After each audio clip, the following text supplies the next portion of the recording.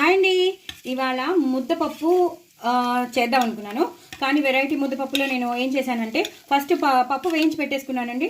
పప్పు వేయించి పెట్టేసుకున్నాక దాన్ని చక్కగా మళ్ళీ కడిగేసుకుని ఆ పప్పులో తగినన్ని నీళ్లు పోసేసుకుని నేను కుక్కర్లో పెట్టేసుకున్నాను.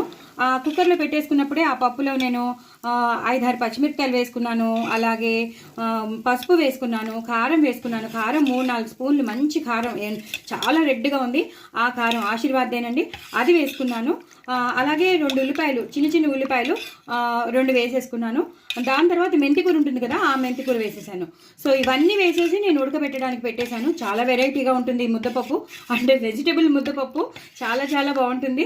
సో ఇప్పుడు ఇవన్నీ ఉడికిపోయాయి కాబట్టి, బాగా ఉడికిపోయాయి కాబట్టి ఉల్లిపాయలు కానీ, మెంతికూర కానీ, పచ్చిమిరపకాయలు కానీ అన్నీ ఉడికిపోయాయి. సో తగినంత కారం కూడా వేసేసుకున్నాను. కావాలంటే మనం ఇంకొంచెం కారం కావాల్సిన వాళ్ళు ఇంకొంచెం వేసుకోవచ్చు.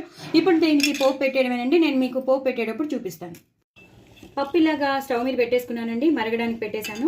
ఇదే టైంలో నేను ఎప్పుడు చేసి పెట్టుకునే మెంతుల పొడి, ఆవాలు మెంతుల పొడి ఉంటుంది కదా, అది కొంచెం ఫ్లేవర్ కోసం, చాలా మంచి ఫ్లేవర్ వస్తుంది. పప్పు కానీ కూరల్లో కానీ అలాంటివి వేసుకుంటే చాలా మంచి ఫ్లేవర్ వస్తుంది.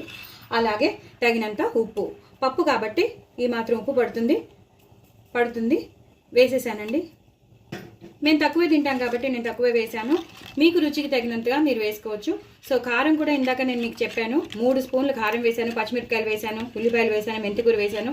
సో వేయించిన పప్పుని ఉడకబెట్టడానికి పెట్టేసినప్పుడు అవన్నీ వేసేసి ఉడకబెట్టేశాను. ఇప్పుడు ఇలాగ మనకి కావాల్సిన కన్సిస్టెన్సీలో నేను ఇలా డైల్యూట్ చేస్తున్నాను.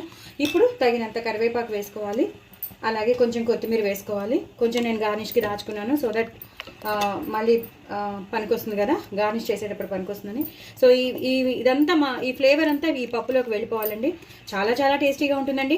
మీరు ఎప్పుడు మిస్ కాకండి. ఎప్పుడు రొటీన్గా చేసుకునే ముద్దపప్పు కాకుండా జస్ట్ అలా ముద్దపప్పు చేసేసుకుని మనం కలిపేసుకుని ఆవకాయ ఏదో ఒకటి నంచేసుకుంటాం పచ్చడి, అలా కాకుండా మీరు ఇలా జస్ట్ ఉల్లిపాయలు వేసుకుని, చక్కగా పచ్చిమిరపకాయలు వేసుకుని, ఇలా కరివేపాకు, కొత్తిమీర, మెంతికూర వేసుకుని, మెంతికూర మాత్రం వేసుకుంటే మంచి ఫ్లేవర్ వస్తుంది. ఆ పప్పుకి చాలా చాలా మంచి ఫ్లేవర్ వస్తుంది, డిఫరెంట్ ఫ్లేవర్ వస్తుంది. సో అందుకు చెప్తున్నాను. సో మీరు ఇలా ట్రై చేయండి. ఇప్పుడు ఏం చేయాలంటే మనం పోపు వేసేసుకుందామండి. నేను పోపుకు పెట్టేసుకున్నాను. పోపుకు పెట్టేసుకున్నాను కాబట్టి ఇప్పుడు కొంచెం ఇలా ఆవాలు, జీలకర్ర, ఎండుమిరపకాయలు వేసుకున్నానండి. నేను ఒకదాన్ని వీడియో చేస్తాను కదా, అందుకే ముందరే వేడి చేసి పెట్టుకున్నాను, సో దట్ నాకు ఇబ్బందిగా ఉండదని. సో ఆవాలు, జీలకర్ర, వెల్లుల్లిపాయలు, ఎండుమిరపకాయలు, ఆవాలు, జీలకర్ర, ఎండుమిరపకాయలు, వెల్లుల్లిపాయలు వేసేసాను.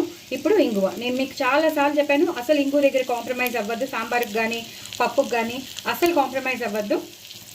సో ఇలా వేగిపోయాక నేను మీకు చాలాసార్లు చెప్పాను, పప్పు కానీ సాంబార్ కానీ చేసేటప్పుడు ఇలా పోపులోనే కొంచెం ఇలా కారం వేసేసేయాలి. చాలా చాలా బాగుంటుంది. ఎంత బాగుంటుందో ఆ పప్పు అంత బాగుంటుందండి. ఒకసారి మీరు ట్రై చేయండి, అంత బాగుంటుంది. సో అన్నీ వేగిపోయండి. ఇలా వేగిపోయినప్పుడే ఇలా ఒకసారి ఇలా కలిపేసేసి దాని ఫ్లేవర్ అంతా వెళ్ళిపోతుంది. ఇలా మార్చక్కర్లేదు, దీన్ని ఇలా పప్పులో కలిపేయాలండి. Super super super super tasty అండి. డూ ట్రై ఇట్ అండి. నా ఛానల్ సబ్స్క్రైబ్ చేసుకోండి, సపోర్ట్ చేయండి. నేను 1000 సబ్స్క్రైబర్స్కి దగ్గరలో ఉన్నానండి. ఈ పప్పు మాత్రం చాలా టెంప్టింగ్గా ఉంటుంది. ఇదొక్కటి చేసుకుని 2 సార్లు అన్నం కలిపేసుకుని అప్పడాలో ఒడియాలో నంచుకొని తినేస్తే సూపర్ ఉంటుందండి. నేను చెప్పిన విధానంగా మీరు చేసుకుంటే మాత్రం మీరు వదిలిపెట్టరు, అంత టేస్టీగా ఉంటుంది. వెల్లుల్లిపాయలు ఎక్కువ వేసుకోవాలి. నేను చెప్పాను కదా, నేను చెప్పినట్టు మాత్రం పప్పు చూడండి ఎలా మరుగుతోందో. ఆ కొత్తిమీర ఫ్లేవర్ కానీ, ఆ వెల్లుల్లిపాయల ఫ్లేవర్ కానీ సూపర్ ఉంటుంది. డూ ట్రై ఇట్ అండి. నా ఛానల్ సబ్స్క్రైబ్ చేసుకోండి, సపోర్ట్ చేయండి. బట్ వెరీ వెరీ టేస్టీ ముద్దపప్పు, వెజిటబుల్ ముద్దపప్పు. బాయ్ అండి.